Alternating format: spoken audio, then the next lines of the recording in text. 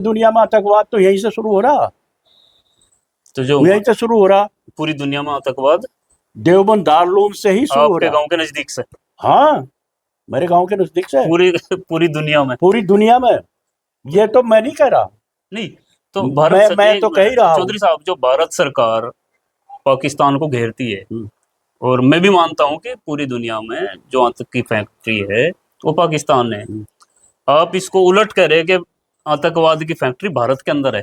हाँ, मजहब से पहले राष्ट्र हमारे लिए है। आप ही कह दो ना, आप ही कह दो, आप तो मुस्लिम गुजर हो, मेरे भाई हो।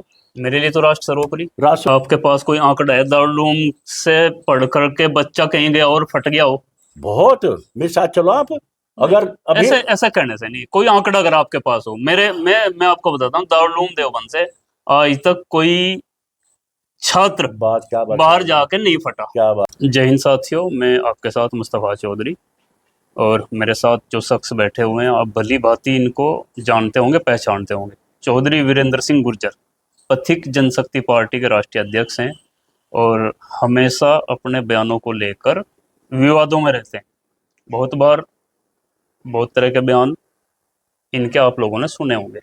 चर्चित कहो, विवाद में मना कह के। चर्चित विवाद, चलो चर्चित, हम चर्चित बोल देते हैं। चौधरी साहब को आपत्ति है विवाद पर। और अभी हाल फिलहाल जो ताज़ा बयान इनका है दारुल देवबंद को लेकर है। एक इंटरव्यू में इन्होंने कहा, क्योंकि इनकी एक राजनीतिक पार्टी है और उसके लिए सभी लोग अपनी राजनीतिक पार्टी के लिए काम करते हैं। पहले भारतीय जनता पार्टी में काफ़ी लंबे समय तक रहे हैं, और अब कई साल से पथिक जनशक्ति पार्टी के राष्ट्रीय अध्यक्ष हैं, और राजनीतिक पार्टी है, राजनीति करते ही हैं।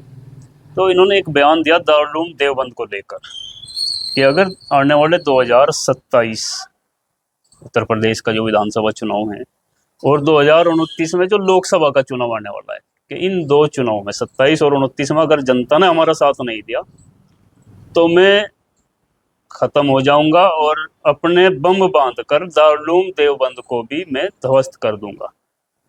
ये बयान चौधरी साहब के हिसाब से चर्चित हो सकता है, लेकिन ये विवादित बयान है और इस पर काफ़ी लोगों की आपत्तियां हैं और तरह तरह के लोग बात कर रहे हैं। तो इसी पर हम बात करेंगे। चौधरी साहब, पहले तो आपका स्वागत है चैनल पर। जी जी, आपके चैनल का, आपका भी, मुस्तफ़ा चौधरी साहब, आपका भी बहुत बहुत स्वागत। आपका एक वैसे बयान तो पहले भी आपके चर्चा में रहे हैं, लेकिन ये बयान भी बहुत ज़्यादा चर्चा में रहा है। ऐसी क्या बात आपको के दिमाग में आई कि आप एक आतंकवादी की भाषा बोलने लगे कि बम बांधना, और बम बांध करके विश्वविख्यात संस्था में फट जाना?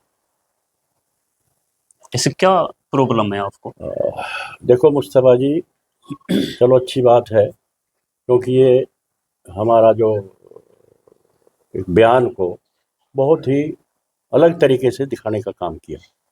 बात कुछ और थी, बात कुछ और कहनी थी, और बात को बना के आप लोग पत्रकार भी इसी तरह के ही हैं, किस तरह से किया है वो अलग किया है, तोड़ मोड़ के पेश किया गया। हाँ, बात जो असली बात है उसे उससे हट के दूसरी बात को उसको कर दिया। तो ये बम बांधना और बम बांध के फट जाना, ये आपके शब्द नहीं थे, अलग तरीके के थे, अलग तरीके के। बम कई तरह के होते हैं जी। बम भी, एक तो बम वो है जो आतंकवादी दूसरे देश पर चढ़ाई करके बम फेंक देंगे, ध्वस्त कर देंगे। एक बम होता है बातों के, बात का बम बनता है, जिससे झगड़ा हो जा, आग लग जा, विचारों में आग लग जा। अच्छा। एक होता है तैयार करना, बम को तैयार करना। बम कई किस्म के होंगे, जिस तरह दारुल में बम तैयार किए जा रहे हैं, बच्चों को अलग तरह की शिक्षा देकर, अलग तरह का ट्रेंड करके बच्चों को, और पूरी दुनिया में उसको फैलाने का काम कर रहे हैं। तो उनमें वो भी बम ही है। तो आप वाला बम, आपने कौन सा बम तैयार किया? यही बम जो दारुल में तैयार हो रहा, जो दारुल के अंदर तैयार किए जा रहे हैं बम, वो चाहे हिंदुस्तान में कर रहे हो, पाकिस्तान में कर रहे हो, चाहे पूरी दुनिया में कर रहे हो, ये बम यहाँ तैयार हो रहे हैं। उस बम को लेकर मैं, और कोई चारा नहीं है, अगर ये रोका नहीं गया, सरकार यहाँ की ना रोके, क्योंकि ये काम है सरकार का। नहीं, आपने कहा कि बम कई तरह के होते हैं और आपने इशारा किया कि बातों का बम, एक विचारधारा का बम। विचारधारा का बम। तो वो विचारधारा का और बातों का, शब्दों का ऐसा कौन सा बम है कि उससे आदमी खत्म हो जाएगा और पूरी एक संस्था ध्वस्त हो जाएगी? हाँ, वो बम दारुल देवबंद के अंदर है। खुद आप कैसे, आपने ये कहा ना कि मैं खत्म हो जाऊंगा, अरे भाई, फट जाऊंगा। अगर मैं गलत हूँ हम्म, या दारुल के अंदर बम तैयार किए जा रहे हैं जो पूरी दुनिया में फैला कर एक दुनिया को गलत दिशा में ले जाने का काम कर रहे हैं, तो उस बम को मैं साथ लेकर दारुल के अंदर जाऊंगा और पूरी दुनिया को दिखाऊंगा कि बम ये है। मानवता के दुश्मन है ये लोग, ये हमारे देश के नहीं, पूरी मानवता के दुश्मन देवबंद दारुल में तैयार किए जा रहे हैं। उस बम को मैं लेके और वहां उसमें कूद जाऊंगा। आपके कहने से मानवता के दुश्मन होंगे, सरकार है देश में, उनको कुछ नजर नहीं आता। वही तो आपने कहा अभी कि मैंने कहा कि 2027 में हमारी पथिक जनशक्ति पार्टी को जनता ने साथ दिया और 2029 में लोकसभा के चुनाव में हमारी पार्टी को साथ दिया, तो हम सत्ता में बैठकर, संसद में बैठकर इस चीज को रोकने का काम करेंगे। अगर वहां हम विफल रह गए, जनता ने हमारा साथ नहीं दिया, तो हमारे पास कोई चारा नहीं है सिवाय अपने खुद को खत्म करने आने वाले 10 साल या 20 साल या 50 साल में जो काम हमने 700 साल 200 साल 700 साल मुगलों के काल में झेला, 200 साल अंग्रेजों के काल में झेला, आने वाला टाइम वही काल होगा कि हमारे देश को कोई नहीं बचा सकता। या तो देश के टुकड़े होंगे या देश गुलाम होगा। और उससे पहले मेरी 70 साल के करीब उम्र है। अगर मैं, भगवान ना करे, ऐसा दिन मेरे सामने आवे जो हमारे महापुरुषों ने बलिदान देकर देश को आज़ाद करार, फिर हम उसी दिशा में की तरफ को चल रहे हैं, तो मैं अपने आप को, जो बम वहाँ तैयार हो रहा दारुल के अंदर, जो बम तैयार किए जा रहे हैं, उनको लेकर अपने आप को खत्म कर लूंगा। ये देश की आजादी में बहुत बड़ा योगदान है दारुल देवबंद का। हाँ है, जो आप कह रहे होगा नहीं होगा, नहीं है, मान लिया होगा।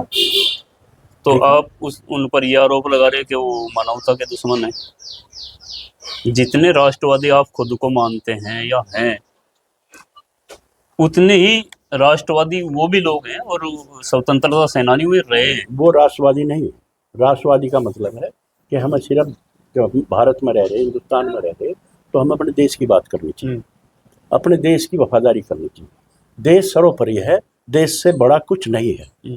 मैं वीरेंद्र गुज्जर मानता हूँ, देश सर्वोपरि है, देश से बड़ा ना धर्म है ना जाति है। तो ऐसे ही सबको मानना चाहिए। दारुल देवबंद में स्पष्ट शब्दों में कह रखा कि मजहब पहले है, राष्ट्रवाद में है। हम शरिया कानून पहले है, यहाँ का संविधान बाद में है। ये बार बार उन्होंने फतवे जारी करके दिए हैं, मैं इसका पहले भी विरोध किया है। तो वो राष्ट्रवादी नहीं है वहाँ उसके अंदर। तो संविधान को तो मानने वाले लोग हैं, संविधान को मानने से तो इनकार नहीं। ना ना ना ना ना ना ना ना, कई बार कह लिया उन्होंने, दारुल देवबंद के फतवे जारी हो लिए कि हमारा शरिया कानून है पहले। नहीं, भारत में शरिया कानून लागू है क्या? उन्होंने ये कहा है जहां हमें जरूरत है संविधान की, वहां हम संविधान को वहां तक मानेंगे। संविधान अगर हमारे शरिया कानून में अड़ आता है तो हम शरिया कानून को मानेंगे, हम संविधान को नहीं। संविधान कहाँ अड़ा जाएगा? संविधान ने तो कह दिया भाई धार्मिक आजादी है सबको। धार्मिक आजादी संविधान ने दे दी, मुसलमानों को भी दे दी, हिंदुओं को भी दे दी, दूसरे धर्मों को भी दे दी। तो संविधान तो अड़े आता ही नहीं शरीयत में। दे दी, लेकिन अड़े क्यों नहीं आता? यह अड़े तो आ रहा। क्यों इस तरह के बम तैयार कर रहे वहाँ? क्यों इस तरह के वो फतवे जारी कर रहे वहाँ कि मजहब पहले है, देश बाद में है? ये फतवा जारी क्यों कर रहा दारुल देवबंद? मुतमीम देवबंद दारुल के जो मुतमीम है वो कह रहे, और देवबंद दारुल देवबंद क्योंकि मेरे गांव के बराबर में है, मेरा गांव मिरकपुर है, 70 साल से मैं झेल रहे हम उनको वहाँ से। और देवबंद दारुल है, वहाँ जमीयत उलेमाए हिंद के राष्ट्रीय अध्यक्ष मौलाना अरशद मदनी हो, मौलाना महमूद मदनी हो, और इस तरह के बयान रोज दे रहे हैं। वो कानून इसके हमारे संविधान के खिलाफ। आपके गांव के नजदीक ही है दारुल देवबंद, आप मिरकपुर से हैं और सदियों पुराना मदरसा है। तो आपको ऐसा क्या नुकसान हुआ आज तक दारुल उलूम देवबंद से? आपके आसपास कितने बम फूटे? आपके आसपास कितने आतंकवादियों ने आप पर हमला किया या आपके आसपास हमला किया? बहुत। एक बार जब पुलवामा हमला हुआ, हम्म, जब हमारे 40 जवान शहीद हुए, हम्म, और मैं गांव में गया हुआ था उस दिन, तो टीवी पर चला कि पुलवामा हमले के आतंकवादी 2 पकड़े गए, हम्म, नाम भी खुल गए उनके, हम्म, जो दारुल में से पकड़े गए। हम्म, तो तभी हमने गांव में हमने कहा भाई, जब वो वहाँ हमले वाले यहाँ देवबंद में दारुल में आ गए तो भाई यहाँ तो बचने का सवाल ही नहीं। हम्म, मैंने तभी वहाँ इकट्ठे किए लोग बाग, पूरे गांव को इकट्ठा किया और हमने प्रदर्शन करने का काम किया, या तो सरकार तुरंत उनको गिरफ्तार करे, हम्म, और नहीं तो दारुल देवबंद पर आज ही चढ़ाई करेंगे। राइफल बंदूक दिखा के हमने ये एक प्रदर्शन किया था वहाँ, हम्म। और फिर सरकार ने उनको तुरंत गिरफ्तार भी किया था। तो तो उनका लिंक मिला था फिर उनसे? वो तो बाद की बात है, लेकिन पकड़े गए और टीवी पर चला, नाम भी खुल गए उनके। वो वहाँ इस तरह के सैकड़ों काम हैं। नहीं, पकड़े जाना चौधरी साहब एक अलग बात है कि भाई किसी दुर्भावना में या शक के दायरे में लेकर के किसी से पूछताछ कर ली, और क्योंकि न्यूज चैनलों का आज बुरा हाल है और उस समय दिखा देगा भाई ये आतंकवादी यहाँ से, लेकिन कभी किसी पर चार्ज लगे आतंकवाद के दारुल उलूम देवबंद से? वो तो सारा सिस्टम देखने का बाद का पता लगेगा कि किस पे चार्ज लगा, किस ना नहीं। वो लंबा विषय हो जाएगा, फिर जांच का विषय होगा। फिर मैं अब भी कह रहा हूँ कि बम तैयार किए जा रहे हैं देवबंद दारुल उलूम में, मुझे भी लेकर चलो, और सरकार अपने तरीके से वहाँ जांच कर ले कितने बम मिलेंगे, वहाँ कितने नहीं मिलेंगे। जो पूरी दुनिया के बच्चे वहाँ पढ़ रहे आके, पूरी दुनिया में आतंकवाद तो यहीं से शुरू हो रहा, तो जो यहीं से शुरू हो रहा, पूरी दुनिया में आतंकवाद देवबंद दारुल उलूम से ही शुरू हो आपके रहा। गांव के नजदीक से? हाँ, मेरे गांव के नजदीक से पूरी दुनिया में? पूरी दुनिया में। ये तो मैं नहीं कह रहा, नहीं, तो भारत मैं तो कह ही रहा हूँ। चौधरी साहब, जो भारत सरकार पाकिस्तान को घेरती है, और मैं भी मानता हूं कि पूरी दुनिया में जो आतंक की फैक्ट्री है वो पाकिस्तान है, आप इसको उलट कह रहे हैं कि आतंकवाद की फैक्ट्री भारत के अंदर है? हाँ, देवबंद में, दारुल उलूम के अंदर, मैं खुद कह रहा इस बात को। यहाँ की सरकार दोषी है इसमें, क्यों नहीं इनको जांच करके, क्यों नहीं गिरफ्तार कर रहे इनको, क्यों नहीं बंद कर रहे? पाकिस्तान के राजदूत जो हमारे भारत में बैठते हैं, उसका बयान आज अखबार में छपा था कि बार बार आतंकवाद आतंकवाद आतंकवाद भारत चिल्ला रहा है। अगर देवबंद दारुल उलूम को बंद कर देंगे तो भारत का नहीं, पाकिस्तान का भी, पूरी दुनिया का आतंकवाद उसी दिन खत्म हो जाएगा, ये कहा था। आप पाकिस्तान के राजदूत के साथ अपने सुर मिला करके और दारुल उलूम देवबंद में इस पर मोहर लगाते हैं कि आतंकवाद पाकिस्तान से नहीं भारत से चलता है? देवबंद दारुल उलूम से, भारत में है ना? हाँ, भारत में है। हाँ, पाकिस्तान के राजदूत ने ही लिखा था ये बात। या आप उनकी बात से सहमत हैं? नहीं, पाकिस्तान के राजदूत से मैं सहमत इसलिए हूँ क्योंकि इसकी जांच होनी चाहिए। इस सरकार को, हमारी सरकार को इसकी जांच करवानी चाहिए। मैं इस बात से मैं भी इत्तेफाक रखता हूँ, होनी चाहिए जांच। अगर मैं गलत हूँ, मान लिया आपको शक है, या पूरे देश को शक है, या पूरे हमारी सरकार को शक है, तो मेरी जांच कर लो। सरकार को तो शक नहीं है, वीरेंद्र चौधरी को ही तो शक है। नहीं, अब किसी की वीरेंद्र चौधरी को शक नहीं है, किसी के भी शक से, मेरे शक से आपका घर चेक थोड़ी ना हो जाएगा। वीरेंद्र चौधरी के को शक नहीं है। शक जब होता है जब वहाँ मुतमीम जो बच्चों को शैक्षिक शिक्षा देता है, शिक्षा देने का काम करता है, वहाँ उसे फतवे जारी करने का अधिकार किसने दिया? कि वंदे मातरम नहीं कहेगा, भारत माता की जय नहीं बोलेगा, राष्ट्र ध्वज हम नहीं लगा सकते, और हमारे राष्ट्र से पहले मजहब को हम मानते हैं। किसने आदेश दिया उनको? वो तो बच्चों को पढ़ाने का काम था उनका। राष्ट्र ध्वज से मना किया दारुल उलूम ने? हाँ, फतवा जारी करा, फतवा जारी करा। चौधरी साहब, मेरे पर लिखित में है सारा। राष्ट्र ध्वज से दारुल उलूम को ने कभी मना नहीं किया। हाँ, वंदे मातरम के लिए बोलते हैं। अरे भाई, वो हमेशा, आज ही कुबा दो आप मुतमीम पे मुझे कि मजहब से पहले राष्ट्र हमारे लिए है। आप ही कह दो ना, आप ही कह दो, आप तो मुस्लिम गुजर हो, मेरे भाई हो। मेरे लिए तो राष्ट्र सर्वोपरि, राष्ट्र सर्वोपरि है। बिल्कुल। तो मुतमीम पकवा दो एक बार। नहीं, उन पर आप कहलवा दो। मैं तो बार बार चिल्ला रहा, को सरकार नहीं करवाती, मैं तो चिल्ला रहा हूँ इस बात को लेकर। और मेरे लिए भी सबसे पहले राष्ट्र है। ये शब्द जो है ना कि राष्ट्र से पहले धर्म, ये तो बहुत सारे धर्मों के लोग बोलते हैं। आपने हिंदू संगठनों को मैं कितने लोगों को गिनवाऊं जो ये बोलते हैं कि हमारे लिए गीता पहले संविधान बाद में। अब वो और संविधान, चौधरी साहब, संविधान को बदलने की बार बार बात की जाती है। कम से कम दारूल देवबंद ये तो नहीं बोलता ना कि संविधान को बदला जाए। वो तो मानते ही नहीं संविधान को, बदलने की बात कहाँ कर रही है, जिस चीज को मानने ही रहे।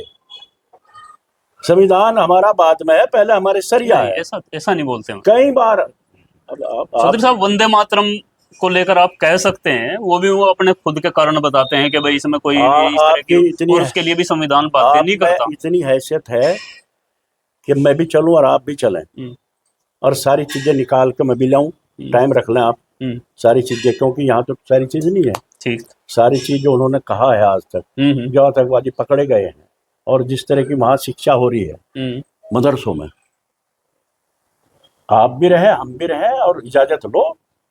अगर मैं दोषी निकल जाऊं इसमें तो मुझे फांसी चढ़ा दो। अगर वो दोषी निकल क्या पॉइंट है आपके जिन पे आप जो है मतलब सजा भुगतने के लिए तैयार हैं अगर आप गलत निकले तो? और छोड़ दो, और कुछ बात, मदरसों में जो मदरसे है, जो बाहर के लोग यहाँ पढ़ रहे हैं, है जी जी, मदरसों में जो बाहर के लोग यहाँ पढ़ रहे हैं, मेरा कहना ये है कि उनको ट्रेनिंग, बाहर देश विरोधी ट्रेनिंग दी जा रही है, गलत ट्रेनिंग दी जा रही है, आपका आरोप है? मेरा आरोप है। और वहाँ शिक्षा होनी चाहिए, IAS PCS, आपका डॉक्टर बनने चाहिए, इंजीनियर बनने चाहिए। बच्चे देखो, बच्चे ईश्वर का रूप होता है। उन्हें गलत दिशा में लेकर जाओगे तो गलत दिशा में काम कर लिए, सही दिशा में लेकर जाओगे तो अब्दुल कलाम जैसे निकल खाओगे, ऐसे निकल खाओगे। लेकिन उनका विरोध नहीं करा, राष्ट्रपति बने। बोलने वाले लोग अब्दुल कलाम को भी जिहादी और ये सब बोलते हैं। आपने सुना भी होगा डासना मंदिर के जो महंत हैं यति नरसिंहानंद, वो उनको भी पता नहीं क्या क्या बोलते हैं। मैं उसका पक्षधर नहीं हूँ, मैं पक्षधर नहीं हूँ। अच्छे बुरे हर जाति धर्म में लोग हैं, लेकिन गलत अगर कोई करेगा, राष्ट्र विरोधी कोई बात करेगा, तो वीरेंद्र गुर्जर का सख्त विरोध है उसके लिए। आपका मानना है कि मदरसों से गलत लोग निकलते हैं? गलत लोग, शिक्षा गलत लोग दे रहे हैं। प्रथम राष्ट्रपति जो हैं हमारे हुए थे वो मदरसे से निकले हुए थे, और अब बहुत सारे लोग, APJ अब्दुल कलाम की भी शुरुआती शिक्षा मदरसे से हुई, और हमारे रक्षा मंत्री हैं राजनाथ सिंह, वो भी मदरसे में उनकी शिक्षा हुई। अरे भाई, स्कूल कह लो, मदरसा कह लो, हम भी हम प्राइमरी स्कूल जो होते हैं पहले हम मदरसा ही कहे थे उन्हें। हम भी पढ़कर वहीं से निकल कर गए हैं। 4 बच्चे, अगर मैं अपने बच्चों को गलत शिक्षा दूंगा, है जी, तो शायद मेरे पक्ष में या मेरे सिखाने से 1-2 बच्चा मेरा विरोध करके अलग सही रास्ते पे चला जाएगा, और कुछ बच्चे गलत रास्ते पे चले जाएंगे। तो मैं विरोध करने वाले भी मेरे लड़के ही खड़े हो जाएंगे सामने कि तुम गलत शिक्षा दे रहे हो। ऐसे ही अच्छे निकलते हैं। अच्छा, सबका नहीं कह रहा मैं, अच्छे भी निकलते हैं, लेकिन ज्यादातर गलत शिक्षा दे रहे, उस पर रोक सरकार को लगानी चाहिए। मेरे बयान से जो मैं बयान दिया है, इससे चर्चा बनी, और चर्चा बनकर ये होना चाहिए कि उसकी जांच होनी चाहिए। मेरा मकसद ये आपने चर्चा में लाने के लिए ये बयान जानबूझकर दिया? जानबूझ कर नहीं दिया, जानबूझ के तो अलग लेके, अच्छा, चर्चा में लाने के लिए दिया है, क्योंकि मुझे कई बार मैंने इस चीज का विरोध करते हुए कई बार हमने पहले ही प्रदर्शन किया, अब भी किया, और ये कहना कि इस बात को लेके अब इसकी मदरसे की जांच होनी। ये बहुत हो गया, 80 साल हो गए देश को आजाद हुए, सभी लोग यहाँ रह रहे, और हमारे संविधान में सभी लोगों का रहने का अधिकार है। लेकिन इस तरह की अगर शिक्षा यहाँ दी जाएगी, तो मेरा कहना यह था, आने वाले 10 साल, 20 साल, 50 साल में वो स्थिति ना बने जो पहले यहाँ मुगल आए बाहर से, फिर अंग्रेज आए, तबाह कर दिया। मेरा कहने का मतलब है उससे हमें बचना चाहिए।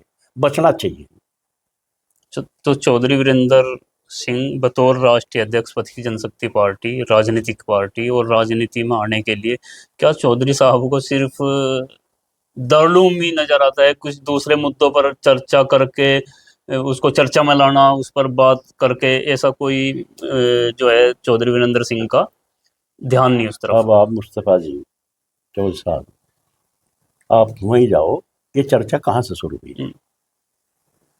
चर्चा हुई है जब यहाँ माननीय काशीराम मेडिकल कॉलेज दिया सहारनपुर जी, काशीराम जी भी समाज सेवी, बिल्कुल। बहुत अच्छे लोग थे। दे दिया कॉलेज, दिया मेडिकल कॉलेज। हम्म, सपा सरकार आई और उसने एम्स देना चाहिए था, कुछ और अच्छी चीज देनी चाहिए थी। उसके बजाय माननीय काशीराम का नाम बदल कर शेखुल हिंद मौलाना महमूद हसन कर दिया। हम्म, मैंने तभी उसका विरोध किया था। मेरे से ज्यादा विरोध नहीं किया उस टाइम भी, काले झंडे दिखाने का काम किया मैंने सपा सरकार को, अखिलेश को। हम्म, तब भी मेरे पे कार्रवाई हुई, तभी से विरोध में करता रहा। फिर हमने भाजपा में रहते हुए कहा कि इसका नाम माननीय काशीराम बदलना चाहिए, हम्म, तब भी हमने कहा, लेकिन इस सरकार ने नहीं बदला। ये भी मैंने विरोध किया कि इसका नाम गलत बदलेगा। अगर बनाना चाहिए था शेखुल हिंद महमूद मौलाना महमूद हसन का नाम से यूनिवर्सिटी बना देते, कुछ और बना देते, और तब मैं विरोध करता, तो मेरी गलती थी। ये तो एक और वीडियो आपकी वायरल हुई थी जिसमें आप किसी से कॉल कर रहे कि भाई मैं बदलूंगा, मैं जाऊंगा। हाँ, और क्या महमूद सैफुल हिंद को भी आप स्वतंत्रता सेनानी नहीं मानते? मैं मानता हूँ। देखो, मेरी बात सुनो। देश को आज़ाद कराने में, अंग्रेजों के खिलाफ लड़ाई लड़ने में हिंदू मुसलमान सब जाति धर्म के लोग लड़े। मैं मानता हूँ इस बात को, जो सच्चाई है मैं मानता हूँ। और ये जो स्वतंत्र सेनानी थे सैफुल हिंद, ये इसी दारुल उलूम देवबंद के प्रथम छात्र थे, यही जिस थे। दारुल उलूम को हाँ, आप बम से उड़ाने की ये सब बातें जो कर रहे हो। अरे भाई जी, मैं ये भी कहा है, हाँ, सबने साथ दिया, लड़े, अंग्रेजों के खिलाफ होकर लड़े और देश को आज़ाद कराया। तभी यहाँ चाहे किसने उसको नींव रखी हो, देश को धर्म के आधार पर बंटवारा किया या नहीं किया, ईमानदारी से बताओ। मजहब के नाम पर देश का बंटवारा हुआ, पाकिस्तान लिया गया, धर्म के नाम पर पाकिस्तान बना, बना। पाकिस्तान धर्म के नाम पर बना। हाँ, मैं वही तो कह रहा जी, बना बिल्कुल है जी।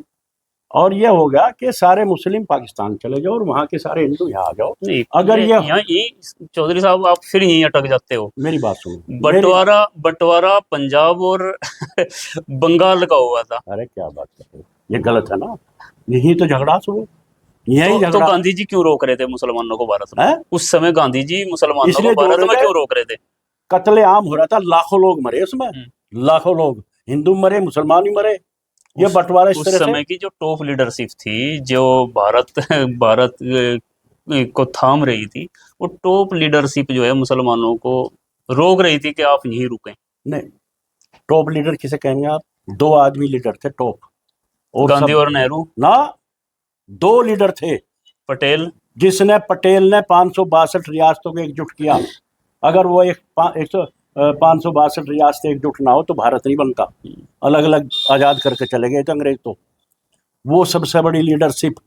उसके बाद डॉक्टर भीमराव अंबेडकर ने संविधान लिखा। संविधान ना होता तो ना आज कानून होता, ना संविधान, देश चले नहीं था। तो 2 लीडरशिप हैं, उनके बयान पढ़ो ना आप। दोनों ने जोर लगाए कि असली बंटवारा तभी माना जाएगा जब यहाँ का, हिंदुस्तान का सारे मुसलमान पाकिस्तान चले जा, वहाँ के सारे हिंदू यहाँ आ जा, और भाईचारे से रहें, वो अपने घर में रहें, अपने जमीन खेत में करें, वो यहाँ रहें। अगर ये हो जाना उस टाइम बाबूजी, तो हिंदू मुसलमान का झगड़ा नहीं होता। तो अब तभी से झगड़ा शुरू हो रहा। तो चौधरी साहब इसको दोबारा कराना चाहते हैं? बिल्कुल। मेरा 2-3 दोबारा फिर 47 दोहराई जाए, कत्लेआम हो, बट ये कत्लेआम देश क्यों के हो? टुकड़े हों। क्यों टुकड़े क्यों हो? पाकिस्तान है वो तो। टुकड़े क्यों, क्या मतलब होगा? 2 देश बने उनके, एक के 2 बन गए, बांग्लादेश और पाकिस्तान। यहाँ के सारे मुसलमान वहां चले जा, उनके यहाँ जा। और जितनी यहाँ जमीन आज वक्फ बोर्ड की है, शत्रु संपत्ति है, आपके कब्रिस्तान में, यहाँ ये रहा शेखपुरा हमारे पास में ही, हजारों बीघे जमीन कब्रिस्तान के नाम की खाली पड़ी, और हमारा 39 वार्ड है, हजारों लोग यहाँ रह रहे। यहाँ एक बिस्सा जमीन भी और उसके लिए है शमशान घाट की। क्यों भाई?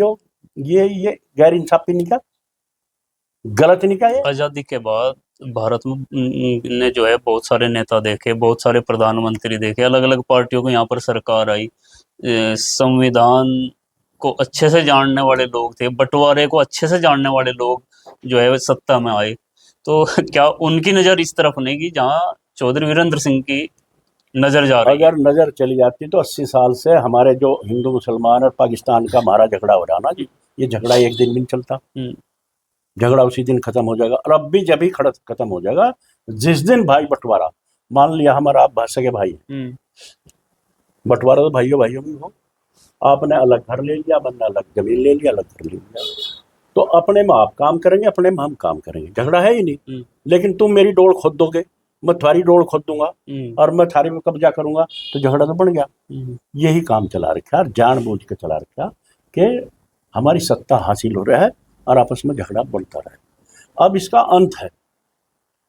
तो अब तो 10 साल से जो है आप ही की पार्टी, अब तो नहीं है आपकी पार्टी, लेकिन आपने जिस पार्टी को सींचा उसी पार्टी की सत्ता है।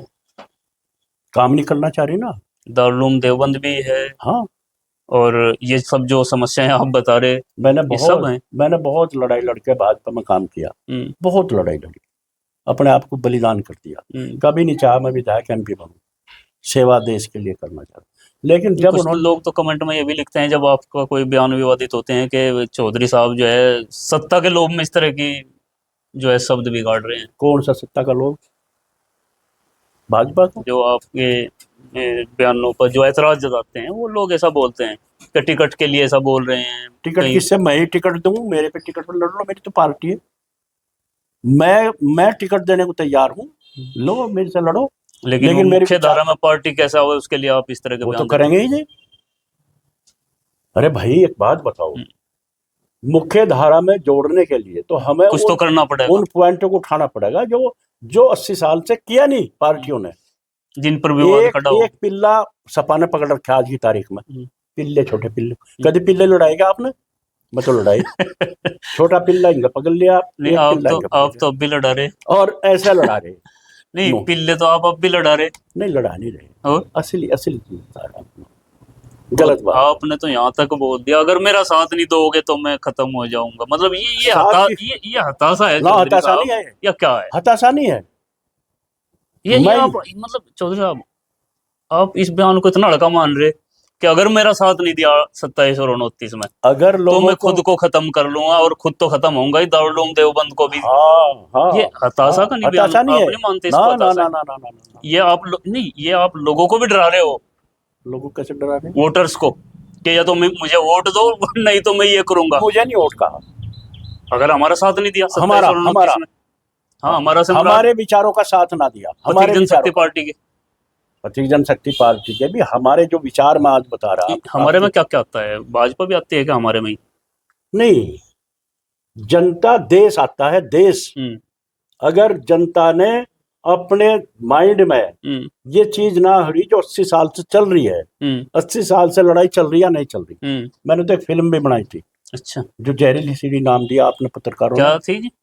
मैं बनाई थी भारत की पुकार। अच्छा, फिल्म बनाई थी और उसको पत्रकारों ने जहरीली सीढ़ी का नाम दिया।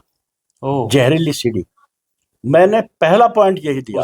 उसमें ऐसा कौन सा जहर था जो मेरा तो यही तो गजब है जी। अगर सही बात हिंदुस्तान में कहें तो सही बात को कोई सुनना पसंद नहीं करता, सही बात को इस्तेमाल नहीं करता, उस पर भी मुकदमा कायम हुआ मेरे पर। आप भी पुनर्विचार कर सकते हैं कि जो मैं बोल रहा हूँ ये क्या वास्तव में ये जहर तो नहीं है? मैं तो विचार आपके सामने बोल रहा। नहीं, पुनर्विचार करना चाहिए कि नहीं चौधरी साहब? नहीं, हर बोल पे करना चाहिए।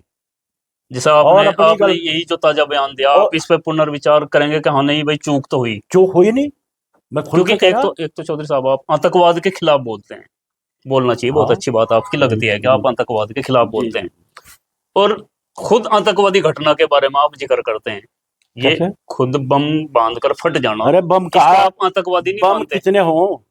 अगर नहीं, ये तो आप कह रहे हैं। नहीं, वो बम आप ना समझे तो इसका तो मेरे पे इलाज नहीं है। नहीं, लोग भी नहीं समझे हैं? लोग आज समझ जाएंगे। हाँ, हो सके अब समझ जाएंगे कि चौधरी साहब का वो मतलब नहीं था उस बम का। अगर पड़ोसी को मैं गाड़ी दे दूं हिंट है तो बम ही का काम करेगा। उधर से वो लठ भी मार सके, उधर से गाड़ी भी दे सके। तो उस बम का दोबारा एक बार एक्सप्लेन कर दें कि वो बम वो वाला बम नहीं था। वो बम है जो दारुल उलूम देवबंद के अंदर तैयार किए जा रहे हैं। वो भी वो बम नहीं है ना? वो दारुल उलूम के अंदर भी वही फटने वाला नहीं है ना? दारुल उलूम के अंदर वो बम तैयार किए जा रहे हैं जो पूरी दुनिया में आतंकवाद फैलाने का काम कर रहे हैं। जो छोटे छोटे बच्चे वहां शिक्षा लेना है पूरी दुनिया से, उनको बम की तरह इस्तेमाल करने का काम कर रहे। उस बम के लिए मैं कहा है कि वो बम को रोकना है मुझे। आपके पास कोई आंकड़ा है दारुल से पढ़ करके बच्चा कहीं गया और फट गया हो? बहुत, मेरे साथ चलो आप। अगर अभी ऐसे ऐसा कहने से नहीं, कोई आंकड़ा अगर आपके पास हो। मैं आपको बताता हूँ, दारुल देवबंद से आज तक कोई छात्र बात क्या बात बाहर कर रहे हैं? जाके नहीं फटा। क्या बात कर रहे हैं आप? क्या बात? नहीं, मैं तो ऑन रिकॉर्ड कह रहा ये हूँ चौधरी साहब, मैं आपके साथ हूँ। जितने अगर मानो अगर दारुल देवबंद का कोई उस्ताद या कोई वहाँ का स्टूडेंट अगर बम या आतंकवादी गतिविधि में संलिप्त पाया गया हो तो मैं आपके साथ हूँ। हजारों सहारनपुर में पकड़े गए। पकड़ना और साबित होना, भाई, ये दोनों कमाल चीज हो अलग है गया। चौधरी आप साहब। क्या कुभाना चाह रहे हैं? मेरी साथ चलें आप। मैं अभी कह रहा, मैं कह रहा यहाँ सबके बीच में और आपके चैनल से कहाँ चलें? पूरी दुनिया सुन रही। देवबंद दारुल में चलें बिना बताओ। ऐसा तो है नहीं मैं वहां जाए और वो छुपाएगा एक तरफ रख लें। अच्छा आपके जाने से छुपा देंगे? कहाँ छुपा देंगे? छुपा कहाँ देंगे? छुपा तो देंगे, मैं बताऊं कहाँ छुपा देंगे। मेरा कहने का मतलब ये है, पूरा चलो और एक तरफ से उसका तलाशी लो वहां से। और जो बच्चे वहां पढ़ रहे हैं, अगर वो राष्ट्र के फेवर की, राष्ट्र के समर्पित की बात कह दें, वो सिर्फ और सिर्फ गलत शिक्षा उनको दी जा रही है। नहीं, वहां तो ये बताया जाता है कि देश से मोहब्बत ईमान का हिस्सा है। देश को तो कहते ही नहीं वह, उसको तो भारत माता का तो नाम नहीं लेते हो, तो कहते टुकड़ा है जमीन का। माथा रगड़ेंगे सारा दिन जब नमाज पढ़ेंगे, लेकिन फिर भी उसको भारत माता नहीं कहते। क्या चाहिए? भारत माता क्यों नहीं कहते? जो 5 बार मत्था रगड़ रहा जिस धरती को, जिस मिट्टी को, अब और इससे अलग आपको सबूत क्या चाहिए चौधरी साहब? मैं तो कह रहा माथा रगड़ेंगे, लेकिन भारत माता नहीं कहने के कि ये हमारी माँ है, ये हमारी माँ। मादरे वतन तो बोलते हैं ना? मादरे वतन बोलते ही नहीं, मादरे वतन बोलते हैं। अरे भाई आप नहीं, आप अपनी ही भाषा में, या मैं आपको अपनी भाषा में क्यों बताऊं कि आप इसी भाषा में बोलें? आपकी अलग भाषा हो सकती है, मेरी अलग भाषा हो सकती है। नहीं, कौन सी भाषा? मोहब्बत तो मादरे वतन में क्या दिक्कत है? मादरे वतन नहीं, भारत माता, भारत मादरे वतन बोलते हैं। भारत माता में क्या देश के हिसाब से बोलोगे आप या पाकिस्तान के हिसाब से बोलोगे? इसके लिए संविधान बाध्य नहीं करता? क्यों नहीं आप करता? उसी हिसाब से बोलें। संविधान में सब चीज है बाबू जी। देखो मैं कह रहा हूँ, जिस देश में आप खा रहे हैं, जिस देश में आप रह रहे हैं, आप उसकी भाषा बोलनी पड़ेगी। अगर उससे बिल्कुल उससे मोहब्बत करनी पड़ेगी, आप गलत बोलोगे तो वो देश का। लेकिन इसका सबूत मैं आपको क्यों दूं या आप मुझे क्यों दें कि मुझे मोहब्बत है? क्यों ना दें? अगर मुझे आप मेरे पास सबूत लेने क्यों आए? क्या आपने बम कहा? बम तो सबूत ही तो आपने कह दिया ना, तो उसका सबूत ही तो मुझे देना पड़ रहा ना। तो ऐसे ही अगर मुझे आप पर शक है या मुझे दारुल पर शक है जी, दो ना सबूत। क्यों नहीं देना चाहते सबूत? कोई भी किसी से मांग लेगा। क्यों नहीं? देश मांगेगा, सरकार है ना, सरकार मांगेगी। तो आप कई याचिका दायर कहो ना, किसी चौधरी साहब की पुलिस कंप्लेन करिए आप। मैं उनको साक्ष्य दीजिए, एविडेंस दीजिए, उनका काम है। जुडिशरी है, पुलिस प्रशासन है, सब कुछ है भारत में। अभी या तो फिर आप ही का विश्वास नहीं है सत्ता पर, पुलिस पर, प्रशासन पर? नहीं, क्यों नहीं है? तो कंप्लेन करिए ना दारुल की। अरे भाई, ये कंप्लेंट ही तो है। और अगर वहाँ कोई ऐसी अनियमितताएं पाई जाती हैं जो हम आप बोल रहे हैं, हम भी आपके साथ, जो हम आप बोल रहे हैं, दारुल देवबंद तो सुन रहा होगा इसको। क्या पता वो सुने ना सुने, जरूरी थोड़े ना हमारी बात पूरी दुनिया सुन रही है। और नहीं सुन रही तो भाई जी हम आप चलते हैं और उनको जाकर कहेंगे, भाई अपना सबूत दो। आप पर इल्जाम लग रहा है कि आप बच्चों को गलत शिक्षा दीजिए, बच्चों को गलत ट्रेन कर रहे हैं। आप मोहतमिन साहब से मिलना चाहेंगे क्या इस संबंध में? मैं तो चाहता हूँ। हाँ, क्या बात है, हम तो मिलना चाहेंगे, बात करनी चाहेंगे। और ये अगर बैठ कर के, मतलब क्योंकि आप भी बार बार बयान देते रहते हैं, पहले भी। हाँ दिए। अगर मतलब आपकी और मोहतमिन साहब के, वहाँ के किसी भी स्टाफ की जो ऑथराइज हो, बैठ करके चर्चा करें कि भाई किस तरह के आप शिक्षा देते हैं, आपके शक सुबह जो हैं वो आपसे संवाद करें, ऐसा हो जाए तो बिल्कुल बिल्कुल मैं तो चाहता हूँ। देखो, अगर आप संतुष्ट कर दिए तो फिर गलतफहमियां दूर हो जाएंगी। नहीं, संतुष्ट नहीं, देश को संतुष्ट करें। जो मदरसे हैं, जो मदरसे नहीं, अगर आप संतुष्ट हो गए तो आप बताइए देश से कि नहीं ये हम गलत थे या ये गलत हैं, जो भी होगा। नहीं, मुझे अकेले की बात नहीं है, और ये बात अकेले की नहीं है। ये अपना बहुत प्रतिनिधिमंडल कोई वहाँ अपनी पार्टी का। हाँ, हमारी पार्टी का, हमारे लोगों का प्रतिनिधिमंडल वहाँ जाए 5-4 आदमियों का, 10 का। हाँ बिल्कुल, बात कराओ आप। और अब भाई हम तो चाहें वहाँ देखो, बिल्कुल, जो गलत फहमियां हैं, हो सकता है भाई आपके अंदर गलत बिल्कुल फहमी हो, या हो सकता है उनमें कुछ अनियमितताएं हो। होना चाहिए, होना चाहिए। मेरी कोशिश रहेगी, क्योंकि बार बार बयान इस तरह देना, और अगर किसी पर अर्गनल आरोप अगर किसी पर लग रहे और उसका गलत मैसेज जा रहा, तो चाहिए उनको भी कि चौधरी वीरेंद्र सिंह को थोड़ा नहीं, बताएं। गलत आरोप नहीं जा रहा, ना गलत मैसेज जा रहा। अगर जितने गलत लोग मुझे गलत कह रहे नहीं, हैं, अगर आप गलत उससे बोल रहे अच्छे फिर तो गलत ही मैसेज जा रहा। अच्छे लोग भी तो मुझे कह रहे हैं कि ठीक किया इन्होंने। इन्होंने दारूलूम के खिलाफ जो किया वाकई हो रहा। ऐसे उन्हें आप कमेंट क्यों नहीं पढ़ रहे आप? उन्हें भी पढ़िए, वो लोग नहीं, संतुष्ट दोनों हो गए। तरह के हैं, दोनों तरह दोनों तरह के दोनों हैं। तरह। बिल्कुल। मैं एक तरह का नहीं कह रहा, एक तरफा नहीं है, उधर हाँ भी बिल्कुल, है। बहुत सारे लोग आपकी बात से संतुष्ट हैं कि तो आपने अच्छा मुद्दा उठाया। अगर मुस्तफा जी, अगर आप ये करा दें, क्योंकि देवबंद दारूलूम हमारे मीरकपुर के पास है, बिल्कुल। हर वक्त हमारा ऐसा नहीं है, देवबंद में हमारा इतने ताल्लुक हैं वहाँ सभी मुसलमान भाइयों से, ताल्लुक है, उठना बैठना। हाँ, आपका भी आज कोई भी है। मोटिव ऐसा तो नहीं है कि भाई नफरत फैलाना, ना दंगा ना, फैलाना, ऐसा तो कोई आपका वो नहीं है ना। कल भी मैं, अब आपको बताऊं, जी जी। इतना बयान चल रहा, उन्होंने पढ़ा होगा, कल भी हमारे मुस्लिम भाइयों का मेरे फोन आया, थाने में आ गए जी, यहाँ आपस में झगड़ा हुआ। अच्छा अच्छा। हासिमपुरे का, मेरे गांव मीरकपुर के रहने वाले, फोन किया, यहाँ आ गए। मैं वहां तो जा नहीं सका, लेकिन थाने में मन की बात कराई और उनके साथ खड़ा होकर उनका आपस में फैसला कराया मन। चौधरी साहब, मैं तो आपको अच्छे से जानता हूँ। आपने देवबंद के गुज्जरवाड़ा में जो आपके चौधरी थे पुराने मुस्लिम गुज्जर, उनको पगड़ी बांधी। हाँ, तो मैं जो वीरेंद्र गुज्जर इसमें कैमरे पे दिखते हैं, वो वीरेंद्र गुज्जर सामने नहीं है, ये मैं तो जानता हूँ। लेकिन ये जो गलत फहमियां फैलाई जाती हैं, इनसे परहेज होना चाहिए कि नहीं? वो गलत फहमी वही फैला रहे हैं जो देश को यहाँ से तोड़ना चाह रहे हैं, आपस में नफरत फैलाना चाह रहे हैं। इस पर आप भी इस पर काम करेंगे। हाँ, ऐसा मैं चाहता आपसे हूँ, जो है मतलब रिक्वेस्ट भी करूंगा, और मेरी इच्छा भी है कि जो भी मतलब गलत फहमियां हैं, वो दारुल देवबंद को लेकर के हों, मुसलमानों को लेकर के हों, या किसी और मुद्दे पर हो, बैठ करके उस पर संवाद जरूरी है। और मैं चाहूंगा कि आप दारुल के किसी भी स्टाफ से अगर कोई तैयार हो आपसे चर्चा करने के लिए, आपसे संवाद करने के लिए, तो आप भी तैयार रहें उसके लिए। बिल्कुल मुस्तफा जी, आज बहुत बढ़िया बात आपने कही है। अब 2-3 बात आपने कही। मैं जो हमारा रस्म पगड़ी हो गुजरों में जी है, हमारा बड़ा था, आप ही के थे, अब्बुल चौधरी, सम्मानित आदमी थे, आप ही के परिवार वहाँ गुज्जरवाड़े में, गोत्र के, उसी परिवार के गोत्र है, हमारा घर है। उन्होंने कहा, मैं गया उनके पास, मगर भाई शोक सभा कब की है? हमारा तो कल नहीं मटेगा काम। भाई कैसा नहीं मटेगा तुम्हारा काम? ये कैसे नहीं मिटा दोगे तुम? कि दफना दिया और बात खत्म। कल हमने सब निपटा दिया। ठीक, मगर भारत तो ऐसे निपटता नहीं। और फिर उनके बच्चों को मैं कहा, मगर भाई उसकी शोक सभा होगी, या तो यहाँ कर लो, नहीं मीरकपुर में करेंगे। उसके बच्चों ने मुझे कहा, आप भी हमारे बड़े हैं, आपका घर है, चाहे जब कर लो। और मैंने की, रस्म पगड़ी कराई। बिल्कुल, मैंने पता है। उसके बच्चे को उसको पगड़ी पहरा कर जिम्मेदारी दी, और वहां विधायक भी गए, हरियाणा के, दूर दूर के, उत्तराखंड के, हरियाणा के, उत्तर प्रदेश के विधायक तक जिम्मेदार लोग आए, कराए। और सुनो, सांगा खेड़े का मामला उठा, लोग भिड़ाना चाह रहे थे। बिल्कुल है जी। ये बताओ, जिस दिन मैं सांगा खेड़ा गया, आपसे मिला या नहीं मिला? बिल्कुल मिला। आपने बिल्कुल ये बातें की कि इसको निपटाया जाए, भाईचारे के हिसाब से निपटा जा। और मजाही राणा के पास गए या नहीं? बिल्कुल गए। है जी। बिल्कुल निपटाने का प्रयास नहीं किया क्या?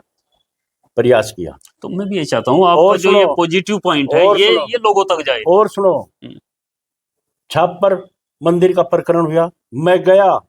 बिल्कुल गए। मैं कहा, हमारी बिटिया, हमारी बहन को, उसको, इकरा हसन को यहाँ आना चाहिए। और वो फिर बाद में चौधरी वीरेंद्र सिंह ही थे जो उन्होंने इकरा के प्रति अगर किसी ने कोई अपशब्द बोले थे, तो सबसे पहले उनके खिलाफ बोलने वाले चौधरी वीरेंद्र गुज्जर थे। गांव तिरपड़ी में जो गोलीकांड हुआ, मैं विरोध करने वाला था कि गलत किया है, इसकी जांच होनी चाहिए, सच्चाई सामने आनी चाहिए, सामने आनी चाहिए। ये मैंने किया। पंचायत में मौजूद लोगों पर कैसे आरोप लग गया? यही मेरी लड़ाई है।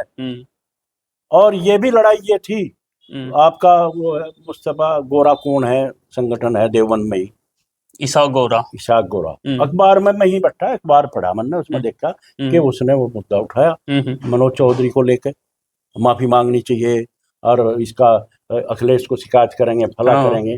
तो यही बैठे बैठे मैंने बयान दिया कि आपको गोरा साहब, आपको ये बात शोभा नहीं दे रही, आप संगठन चला रहे हैं, आप अलग है, आप देवबंद में बैठे हैं, दारुल के साथ कुछ जुड़े हुए हों, ये राजनीति मामला है, तुम इससे अलग हटो।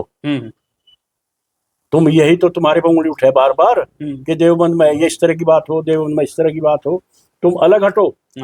और मैं तब इसका विरोध किया, उसका विरोध किया। इसका विरोध करने का मतलब ये होगा कि मुझे धमकी आनी शुरू होगी, और वो धमकी मेरी वायरल कराई, मुझे धमकी दी जान से मारने के, तुम सेकुलर हिंद का नाम लोगे तो तुम्हें ऐसा कर दिया जाएगा। उसमें उकसाया गया, आपको उकसाया गया।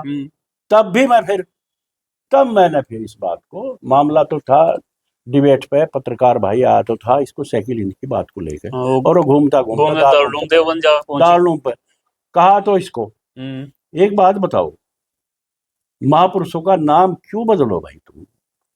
बिल्कुल, मान्य काशीराम, उन्हीं का बदलना गलत था बदलना। मैं वही तो बात उठाई, उसको इतना बड़ा तूल देकर आज मैं यहाँ खड़ा हूँ, जो आप हमारी आपकी डिबेट चल रही है, क्या इस तरह चल रहा है कि मुझे एक गलत तरफ खलनायक नहीं कहा, नहीं बनाया जा रहा। बड़ा क्यों, कौन बना देगा मुझे खलनायक? जो दूसरा पक्ष है वो तो कर रहा ना कोशिश। दूसरा पक्ष तो करा ही करे जी। खलनायक मैं ना हूँ, ना बनता हूँ, ना मैं खलनायक का काम करूँ। मुझे वोट मिले ना मिले, मेरी पार्टी को मिले ना मिले, लेकिन मैं ना राष्ट्र विरोधी हूँ और ना बनूंगा। हमेशा राष्ट्र की बात करूंगा, और लोगों के जहन में एक बात डालनी चाहूंगा, देश को आजाद कराने में सबका योगदान है। शेखुल हिंद मौलाना महमूद हसन का भी है, बिल्कुल, मैं कभी इनकार नहीं कर सकता। दारुल उलूम देवबंद का भी है। दारुल उलूम देवबंद का तो है या नहीं है, तो अलग होगी। शेखुल हिंद का, और 10 मई को हमारा 10 मई 1857 क्रांति धन सिंह कोतवाल के द्वारा हुई, मेरठ से जो मनाने जा रहे हैं, वहां से मेरठ से हुई, और वहां से उठ के और 10 मई को जाकर वहां से देश को आजाद कराने का काम किया। और सबसे पहले अगर आप कहोगे, जो मुगल बादशाह था उसको राजा घोषित करके देश को तो आजाद भी करा दिया था। अगर 15 दिन देश आजाद हुआ, 15 दिन देश आजाद रहा दिल्ली में, लेकिन नालायकों ने साथ गलत दे दिया अंग्रेजों का, और वहां कत्लेआम मचा कर सबको खत्म कर दिया।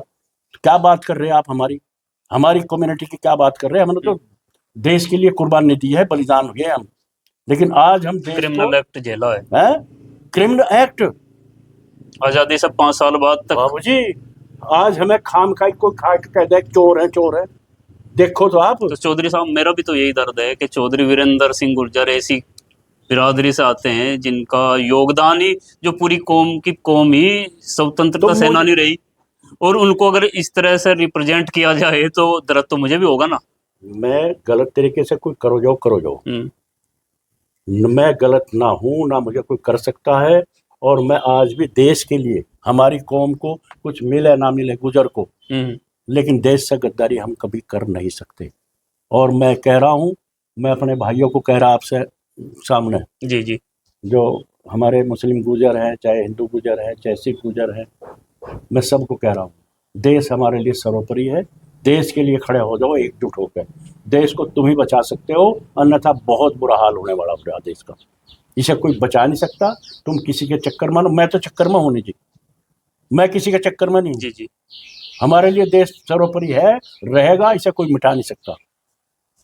और अगर कोई गलत कोई भी करेगा, मैं उसके खिलाफ खड़ा होने का काम करूंगा। और आज आपने एक बहुत बड़ी बात कही है कि अगर बैठ के बात हो, दारुल उलूम का प्रतिनिधि हो, हमारा प्रतिनिधि हो, गलतफहमियां दूर, राष्ट्र की तरफ से भी हम, कोई सरकार की तरफ से कोई प्रतिनिधि हो, और गलतफहमी अगर है तो इसको दूर करें। मदरसों में बच्चों को अच्छी शिक्षा दो, ताकि हमारी देश, अगर हम सब एक हो जाना, सारे ये झगड़े खत्म करें, तो पूरी दुनिया में भारत से बड़ा ताकतवर देश नहीं है। और शायद हम एक ही हैं, अगर कुछ गलतफहमियों को, गफलतों को छोड़ दें तो। नफरतों को छोड़ दो, मैं तैयार हूं, इन नफरतों को छोड़ दो। नहीं तो बाबूजी, मैं जो आपको कहा है, मैं बहुत जिद्दी आदमी हूँ, जो कहा है, क्या करेंगे और जिद के कारण ही शायद आपका राजनीतिक कैरियर हाँ। कहाँ होना चाहिए था और कहाँ है, जिद के कारण मैं वरना आपके जूनियर लोग जो है मंत्री तक पहुंचे हैं। हाँ, जिद के कारण है, लेकिन मुझे कोई गम नहीं है। हाँ। अब भी देश के लिए है और आप इस पर प्रयास करें, बधाई के पात्र होंगे आप। और आप प्रयास करें, देवबंद दारुल का जाकर बयान ले और वहां जाकर उनसे ये कहलवाएं कि हम भी बच्चों को अच्छी शिक्षा देंगे, मुख्य धारा में जोड़ने का काम करेंगे। हम ये नफरत भरी बातें बच्चों को ना सिखावें, तो देश हमारा कहीं से कहीं जाएगा। वो सिखा रहे, ये आप ही का आरोप है, वो तो अच्छी ही सिखा रहे। उसका जो हम ये नहीं कह सकते कि भाई वो नफरत, मतलब ये आपका शक हो सकता है। खुलासा कराओ ना, खुलासा कराओ ना। चलो खैर, बहुत खुलासा होना धन्यवाद चाहिए, आपका। खुलासा होना चाहिए इसका, आपने इतना समय तभी दिया। जाकर देश हमारा और एकजुट होकर आगे बढ़ने का काम करेगा। और जो नफरत फैल रही, इनको हम एकजुट करके, और नहीं तो यह नफरत फैलती रहेगी, देश को भारी नुकसान है। और बहुत आपने जो बहुत कहा है इस पर आप विचार कर लें, और मेरा जो बयान है ये अटल रहेगा, इससे पीछे हटने का कोई मतलब है नहीं। लेकिन मतलब कुछ और था उसका। मतलब तो आपको बता दिया सारा। हाँ, मतलब मतलब तो तो बहुत मैंने बहुत आपको सारा धन्यवाद बता चौधरी दिया। साहब। ये मतलब यही था कि हमारा देश एकजुट रहे, जो गंदगी जो फैल रही है उसको हम यहाँ से हटाने का काम करें। बहुत बहुत धन्यवाद। चौधरी वीरेंद्र सिंह गुर्जर, पथिक जनशक्ति पार्टी के राष्ट्रीय अध्यक्ष, ने अपने बयान पर जो भी बातें कही वो सब आपने सुनी। और हर चीज़ के दो पहलू होते हैं, हर इंसान के अंदर बहुत सारे इंसान रहते हैं। वो कहते हैं ना कि जिसको भी परखना है 10-20 कई बार परखिए, क्योंकि हर आदमी के अंदर रहते हैं 10-20 आदमी। चौधरी वीरेंद्र सिंह गुर्जर भी एक ऐसे ही शख्सियत हैं जो जिनके आप अलग अलग बयानों से आप अलग अलग आंकलन लगाएंगे। बाकी आपकी क्या राय है, आप अपनी राय कमेंट बॉक्स में ज़रूर दीजिएगा। चैनल को सब्सक्राइब कीजिएगा, लाइक, कमेंट और शेयर कीजिएगा। धन्यवाद। धन्यवाद।